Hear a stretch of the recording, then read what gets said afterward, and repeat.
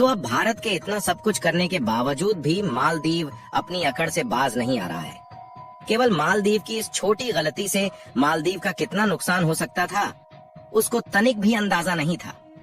लेकिन अब जब मालदीव की अर्थव्यवस्था बिगड़ने लगी है, तो उसको अपने गलती का अंदाजा हो रहा है और मालदीव को अब समझ में आने लगा है कि उसकी यह गलती उस पर कितनी भारी पड़ रही है। देखिए, मालदीव की जितनी कुल आबादी भी नहीं है, उससे ज्यादा भारत के टूरिज्म मालदीव हर साल घूमने जाते थे। यदि साल 2023 की रिपोर्ट को देखा जाए तो इस साल लगभग 2 लाख टूरिज्म मालदीव गए थे और यह संख्या हर साल बढ़ती ही जा रही थी। और आप इसी से अंदाजा लगा सकते हैं कि मालदीव की अर्थव्यवस्था किस तरह से हम भारतीयों पर डिपेंडेंट है। और अब भारत की 1.4 बिलियन आबादी एक साथ मालदीव का विरोध करने उतर गई है। यहाँ तक कि मालदीव जाने के लिए जो एयर टिकट और होटल की बुकिंग थी, भारत के लोगों ने कैंसिल करना शुरू कर दिया है और चारों तरफ सोशल मीडिया पर बॉयकॉट मालदीव का ट्रेंड चल रहा है।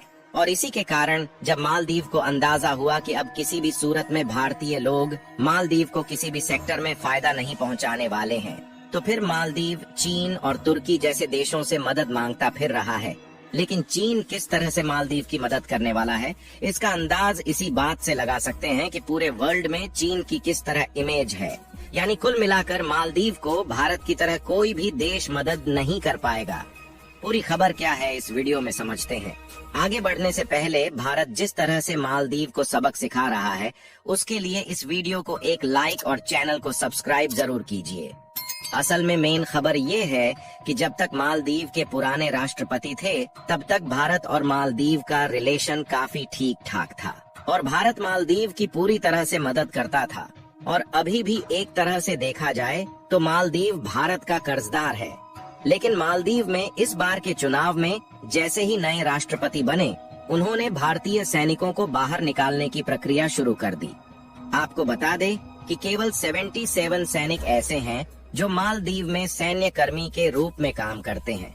फिलहाल ये संख्या उतनी ज्यादा नहीं थी, लेकिन मालदीव को यही 77 सैनिक भारी पड़ रहे थे और मालदीव के राष्ट्रपति ने इसी एक छोटी गलती की वजह से अपने देश की पूरी अर्थव्यवस्था को दांव पर लगा दिया है। एक रिपोर्ट के मुताबिक हम भारतीयों का मालदीव की अर्थव्यवस्था में एक बहुत बड़ा योगदान है, क्योंकि हर साल लगभग 2 लाख लोग मालदीव टूरिज्म के रूप में जाते हैं। और दूसरी सबसे बड़ी बात यह है कि मालदीव की पूरी अर्थव्यवस्था टूरिज्म सेक्टर से ही बनी हुई है। यहाँ तक कि मालदीव में खाने पीने के आइटम समेत रोजमर्रा की चीजें भारत ही एक्सपोर्ट करता है। और अगर भारत इसकी सप्लाई बंद कर देता है तो मालदीव कहीं का नहीं रह जाएगा। लेकिन अगर इन सब के बावजूद भी मालदीव अपनी अकड़ दिखाता है और भारतीय सैनिकों को बाहर करने की कोशिश करता है, तो भारत सरकार चुप नहीं रहने वाली है।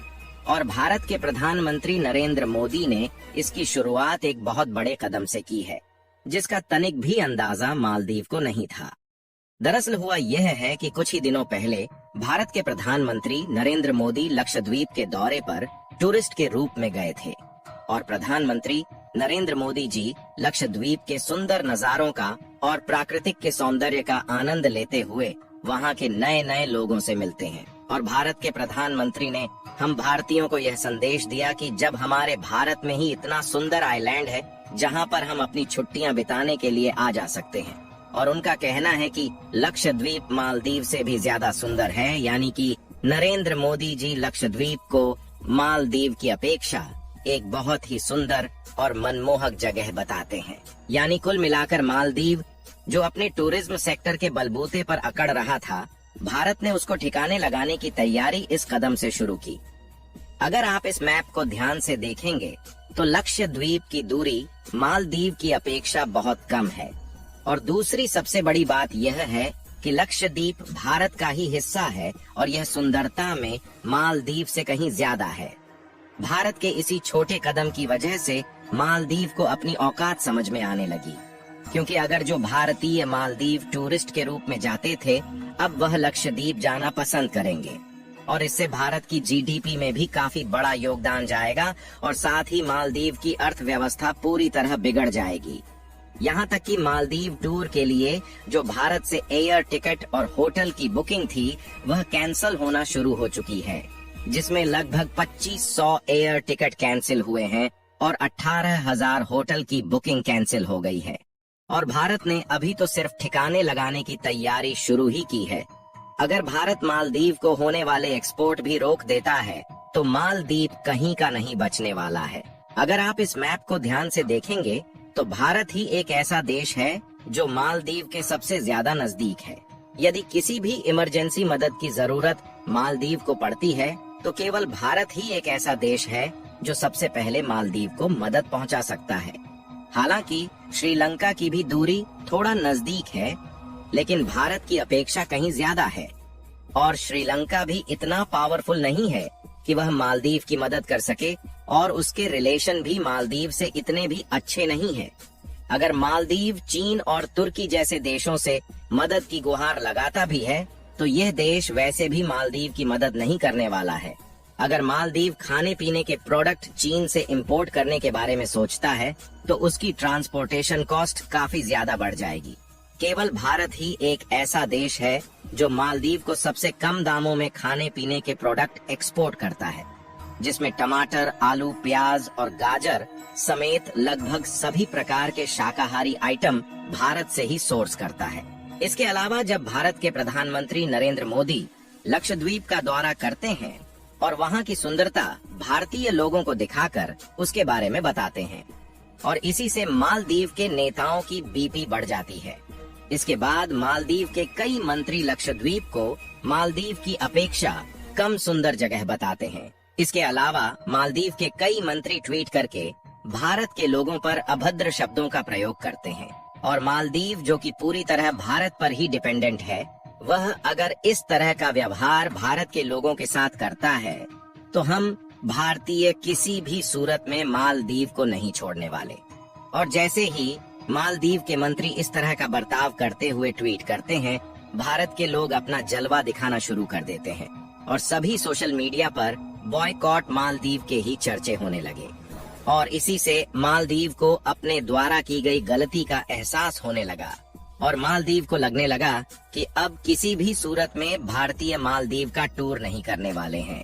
और इसके बाद मालदीव ऑफिशियल बयान में भारत से माफी मांगता है और जिन 3 मंत्रियों ने इस तरह के गलत ट्वीट किए थे उनको बर्खास्त कर दिया जाता है।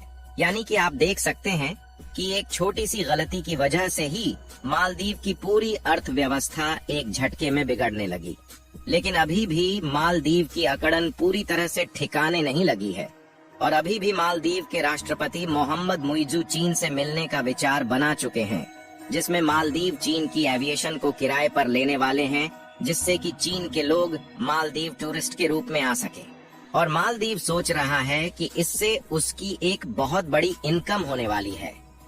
लेकिन अगर आप देखें तो मालदीव का यह सोचना बिल्कुल गलत है, क्योंकि अगर मालदीव ऐसा करता है तो भारत खाने पीने की आइटम्स की सप्लाई बंद कर देगा। बाकी आपको क्या लगता है, भारत यह कदम उठाकर सही कर रहा है या नहीं? अपनी राय कमेंट में जरूर बताएं और भारत के इस शानदार कदम के लिए वीडियो को एक लाइक जरूर करें और इस वीडियो को अपने मित्रों तक शेयर करें ताकि उन्हें भी जानकारी मिल सके और चैनल को सब्सक्राइब करके बेल नोटिफिकेशन को ऑल पर जरूर रखें।